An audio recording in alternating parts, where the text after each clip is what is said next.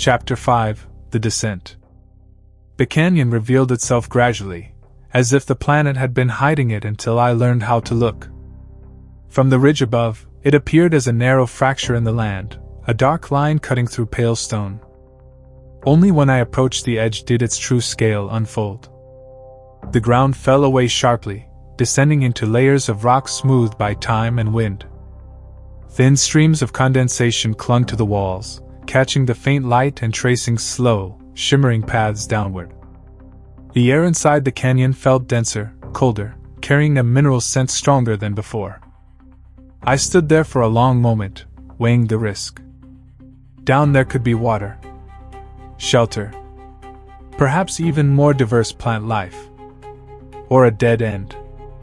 Or a trap shaped not by intent, but by geology and gravity. I secured my pack and began the descent carefully, testing each foothold before trusting it. The reduced gravity helped, but it also lied. A misplaced step could still send me tumbling. Small fragments of stone broke loose under my boots, vanishing into the darkness below without a sound. Halfway down I paused. The scanner reacted differently here. Readings fluctuated, echoing faintly against the canyon walls. Unfamiliar magnetic interference distorted the display. This place bent signals, light, even sound. When I exhaled, my breath lingered longer, curling back toward me. At the canyon floor, the temperature dropped noticeably.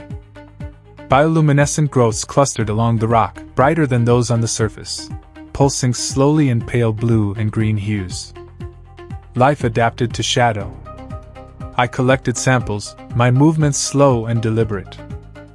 Every sound felt amplified, the scrape of fabric, the soft clink of tools, my own breathing.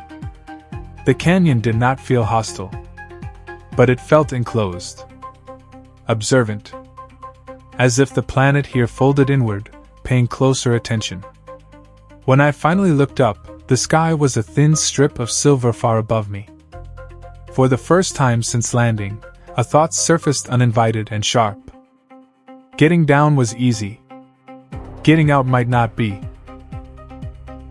Chapter 6: Cold Logic. By morning, the temperature had dropped faster than the pod's projections predicted. Not dangerously, but enough for his breath to turn visible even near the weak fire. He woke not from cold or pain, but from silence. The planet seemed to be holding its breath. He checked the sensors first. The atmosphere remained stable. Oxygen levels were acceptable. But the infrared readings of the surface had shifted. Stones that had retained heat the night before were now completely cold. Too cold. Too fast. He logged the observation. Surface thermal response does not match material inertia. Possible active heat exchange. Or regulation. The thought unsettled him. Planets were not supposed to regulate themselves with such precision. That was the domain of systems, machines, or ecosystems that had reached a frightening level of equilibrium. He moved deeper along the canyon slope, toward a faint glow he had noticed during the night.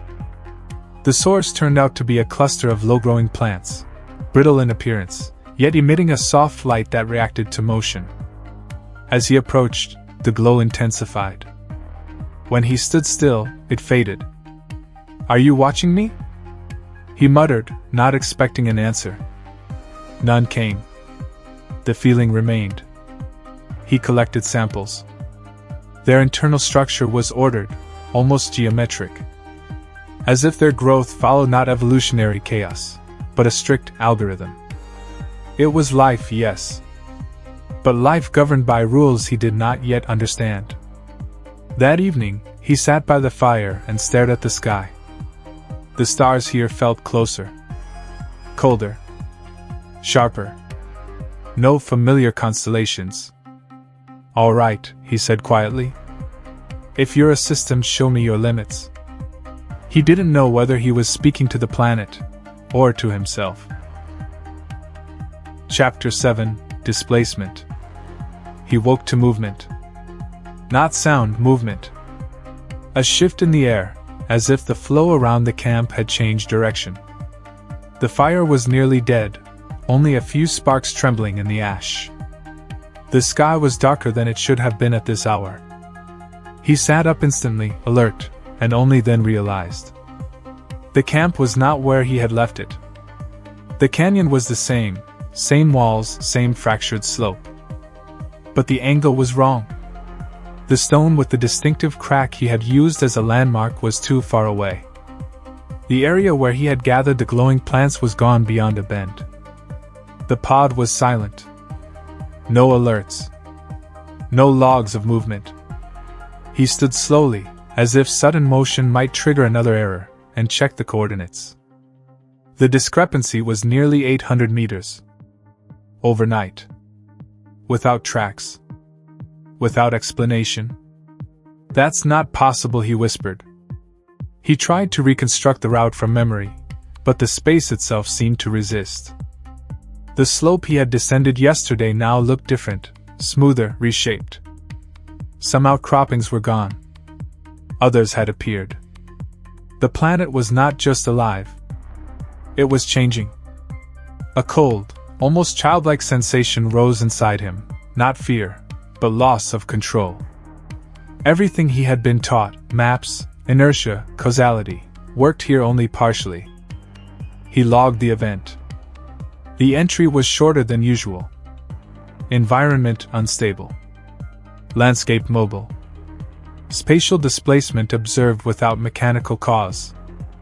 That night, he did not light a fire. He sat against the rock and watched the darkness, listening not for sounds, but for the pauses between them. Chapter 8: The Cost of Warmth. He realized the mistake too late. The fire he built that morning was larger than usual. He wanted warmth, simple, human, almost domestic. The night without flame had left a tremor in his body, and rationality gave way to need.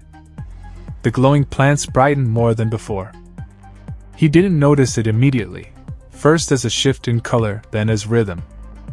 Their soft glow began to pulse, responding to the heat. The stronger the fire burned, the more intense the light became. "Damn it," he breathed. The sensors showed a rise in local temperature, but not the kind a campfire should produce. Heat was spreading farther, deeper, into stone, into soil, into the root structures of the plants. He understood then. Fire here was not just a source of energy. It was a signal. By evening, the ground around the camp had changed. Stones became brittle, as if burned from within. Some of the plants dimmed, their light fading slowly, like a final exhale. He extinguished the fire, but it was already too late. A new entry appeared in the log, uneven, almost hurried. Use of fire triggers environmental response. Heat is redistributed, disrupting local balance. Long-term effects possible. For the first time since landing, he felt not fear, but guilt. Not toward himself, but toward a place he did not yet understand, yet had already begun to damage.